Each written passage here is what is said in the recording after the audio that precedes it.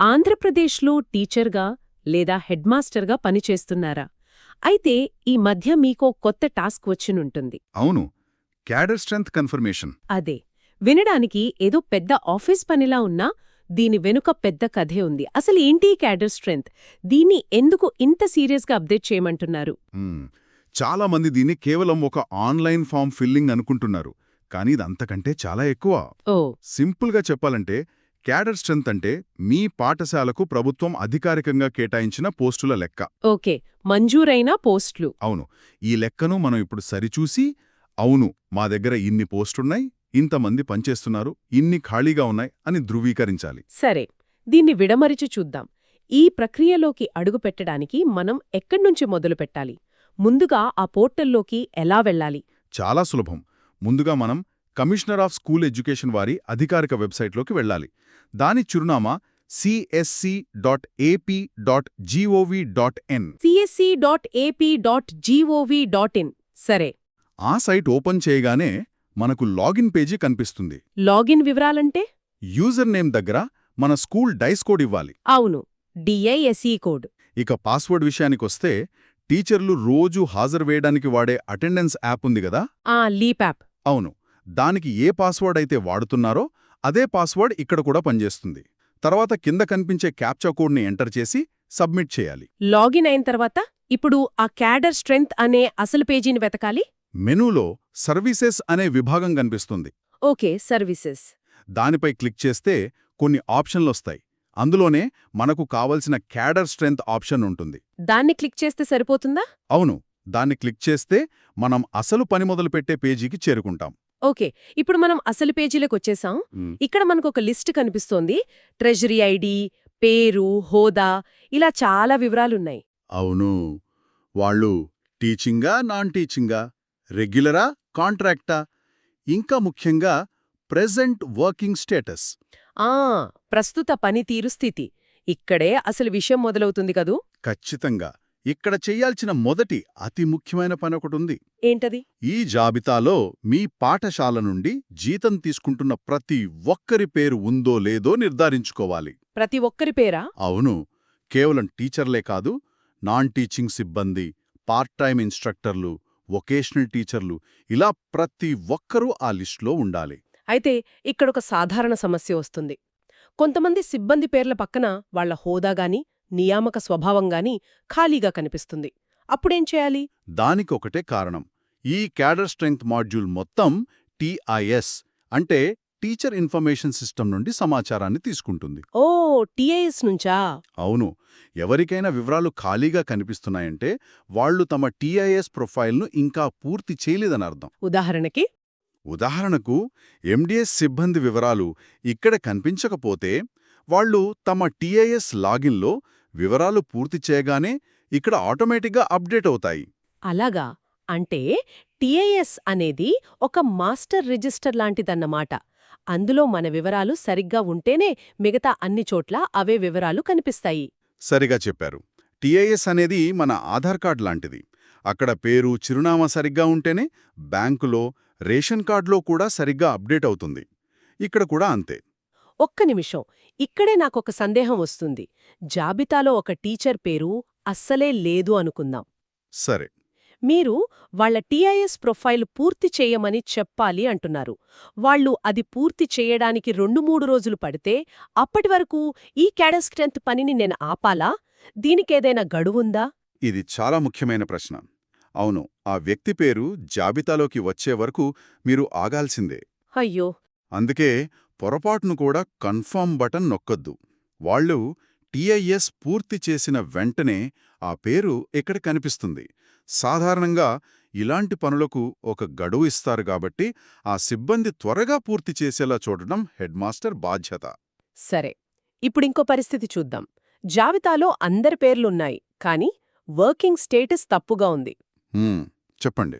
ఉదాహరణకు, ఒక టీచర్ బదిలీపై వేరే స్కూల్కు వెళ్ళిపోయారు, కానీ వాళ్ల పేరు పక్కన ఇంకా వర్కింగ్ అనే చూపిస్తోంది. దీన్ని మార్చకపోతే ఏమవుతుంది? అక్కడే చాలామంది పొరపాటు చేస్తారు. అది చాలా పెద్ద సమస్య. అవునా?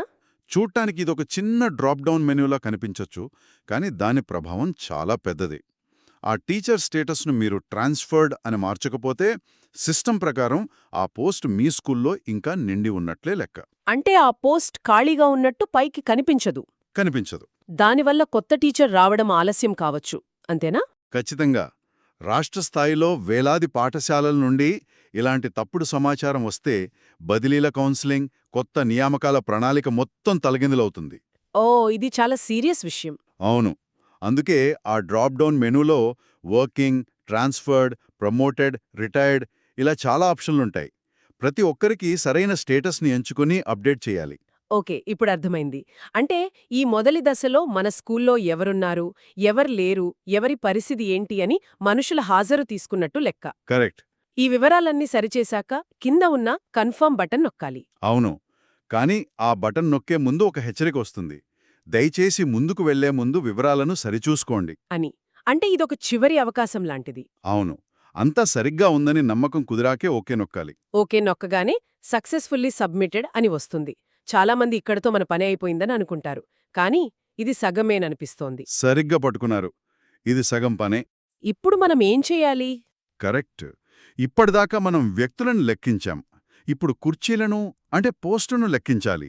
హో, వ్యక్తులు వర్సెస్ పోస్టులు. అవును.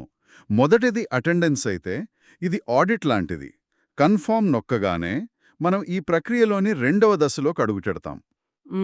ఆడిట్. ఈ పదం వినగానే కొంచెం టెన్షన్గా ఉంది. ఈ రెండవ దశలో మనం ఇంత ఖచ్చితంగా ఏం చెయ్యాలి? కంగారు పడాల్సిన పనిలేదు. ఇక్కడ మనం ప్రతి హోదాకు అంటే ప్రతి డెసిగ్నేషన్కు ఎన్ని పోస్టులు మంజూరయ్యాయి, శాంక్షన్డ్, వాటిలో ఎంతమంది పనిచేస్తున్నారు, వర్కింగ్, ఇంకా ఎన్ని ఖాళీగా ఉన్నాయి, వేకెంట్, ఈ వివరాలను నమోదు చేయాలి. అంతే. ఒక ఉదాహరణతో చూస్తే చాలా సులభంగా అర్థమవుతుంది. చెప్పండి. అక్కడ మనకు కొన్ని ఖాళీలు కనిపిస్తాయి. ముందుగా టీచింగ్ టైప్ దగ్గర టీచింగ్ అని ఎంచుకోవాలి. ఓకే.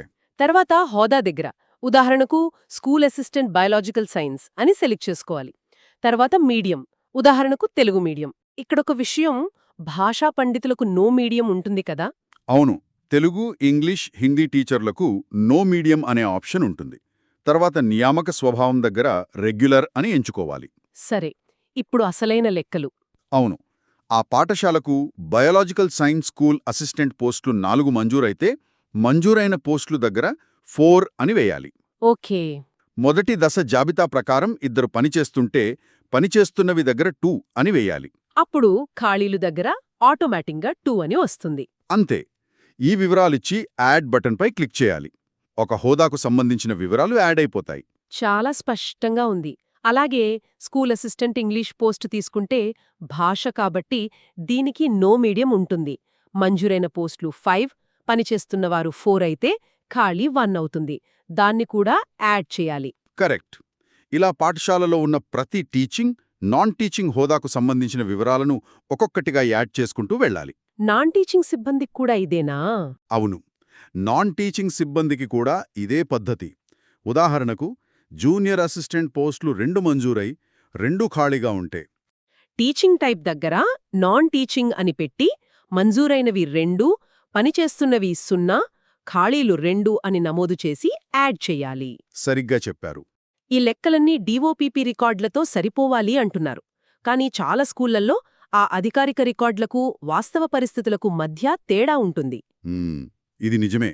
అలాంటి సందర్భంలో మేం పోర్టల్లో ఏ సంఖ్యను నమోదు చెయ్యాలి? వాస్తవ సంఖ్యనా లేక రికార్డులో ఉన్న సంఖ్యనా? ఇది చాలా గందరగోళానికి దారితీయొచ్చు. ఇది చాలా ఆచరణాత్మకమైన సమస్య. నియమం ప్రకారం మనం డీఓపీపీ రికార్డులలో ఉన్న మంజూరైన పోస్టుల సంఖ్యనే నమోదు చేయాలి. అంటే రికార్డుల ప్రకారమే వెళ్లాలా? ప్రస్తుతానికి అవును. ఒకవేళ వాస్తవానికి రికార్డులకు తేడా ఉంటే దాన్ని మీ ఉన్నతాధికారుల దృష్టికి తీసుకెళ్లి రికార్డులను సరిచేయించుకోవాలి. కానీ ఈ పోర్టల్లో మాత్రం అధికారిక లెక్కలనే చూపించాలి. ఓ, అలాగా. అంటే రెండో దశలో మనం చేసే చిన్న తప్పు కూడా డిపార్ట్మెంట్ రికార్డులతో పోల్చి చూసినప్పుడు తెలిసిపోతుంది. అందుకే ఈ ప్రక్రియను చాలా జాగ్రత్తగా చేయాలి. ఇది కేవలం డేటా ఎంట్రీ కాదు, ఒక రకంగా జవాబుదారీతనం. అవును, నిజమే. ఇప్పుడు మనం రెండో దశకు వచ్చాం. ఇక్కడ చాలామంది చేసే ఒక పెద్ద తప్పు గురించి నేను చెప్తాను. చెప్పండి. వాళ్ళు మంజూరైన పోస్టుల సంఖ్య దగ్గర ప్రస్తుతం పనిచేస్తున్న వారి సంఖ్యను పొరపాటున వేసేస్తారు. మీరేమనుకుంటున్నారు? దీనివల్ల ఏం జరగవచ్చు? దానివల్ల ఖాళీల సంఖ్య 0 అని చూపిస్తుంది. హ్మ్. అంటే ఆ స్కూల్కు కొత్త టీచర్లు అవసరం లేదని ప్రభుత్వానికి తప్పుడు సంకేతం వెళ్తుంది. ఎగ్జాక్ట్లీ. ఇది చాలా పెద్ద సమస్య. ఆ స్కూల్కి పోస్టులు అవసరమైనా అధికారికంగా ఖాళీ లేనట్లే కనిపిస్తుంది. సరిగ్గా పట్టుకున్నారు. అందుకే ప్రతి సంఖ్యను రెండుసార్లు సరిచూసుకోవాలి. ఈ ప్రక్రియ అంతా బాగానే ఉంది. కానీ మనందరికీ తెలుసు, ప్రభుత్వ వెబ్సైట్లు కొన్నిసార్లు ఎంత నెమ్మదిగా ఉంటాయో లేదా ఊహించని ఎర్రర్లు వస్తాయో. అవును, అది నిజమే. చాలా మందికి ఉండే భయం, మధ్యలో ఆగిపోతే ఏంటి పరిస్థితి, మనం చేసిన పని సేవ్ అవుతుందా? ఇది చాలా మంచి ప్రశ్న. సాధారణంగా ప్రతి హోదా వివరాలు ఎంటర్ చేసి యాడ్ నొక్కినప్పుడు ఆ డేటా సేవ్ అవుతుంది. ఓహ్, అదృష్టం. కాబట్టి మధ్యలో ఆగినా మీరు యాడ్ చేసినంత వరకు సురక్షితంగానే ఉంటుంది. కానీ నా సలహా ఏంటంటే, ఈ పని మొదలుపెట్టే ముందు కావాల్సిన అన్ని లెక్కలు ఒక కాగితంపై రాసిపెట్టుకోవడం ఉత్తమం. మంచి ఐడియా.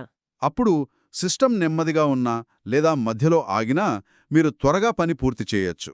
మరి ఈ వివరాలు నమోదు చేసేటప్పుడు ఏదైనా తప్పు జరిగితే, ఉదాహరణకు సంఖ్యలు తప్పుగా ఎంటర్ చేస్తే, దాన్ని సరిదిద్దే అవకాశం ఉందా? తప్పకుండా ఉంది. ఒకవేళ ఏదైనా హోదాకు సంబంధించిన వివరాలు తప్పుగా నమోదు చేశారని అనిపిస్తే, దాని పక్కనే డిలీట్ అనే ఆప్షన్ ఉంటుంది.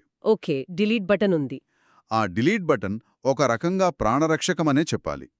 తప్పు జరిగితే కంగారు పడకుండా దాన్ని తొలగించి మళ్లీ నిదానంగా సరైన వివరాలతో నమోదు చేయవచ్చు. అంటే చివరిగా మొత్తం టీచింగ్, నాన్ టీచింగ్ పోస్టుల వివరాలన్నీ యాడ్ చేశాక కింద కనిపించే మొత్తం సంఖ్యలు మన పాఠశాల అధికారిక క్యాడర్ స్ట్రెంత్తో సరిపోల్తున్నాయో లేదో చూసుకోవాలి. అవును, నిర్ధారించుకోవాలి. అంతా సరిగ్గా ఉందని నిర్ధారించుకున్న తర్వాతే ఈ ప్రక్రియ పూర్తయినట్లు. ఖచ్చితంగా. ఈ 2 దశలు పూర్తయితేనే మీ పాఠశాల క్యాడర్ స్ట్రెంత్ కన్ఫర్మేషన్ ప్రక్రియ విజయవంతంగా ముగిసినట్లు. సరే, మొత్తం చర్చనొకసారి సంగ్రహిద్దాం. ఈ క్యాడర్ స్ట్రెంత్ కన్ఫర్మేషన్ ప్రక్రియలో ప్రధానంగా 2 దశలున్నాయి. అవును.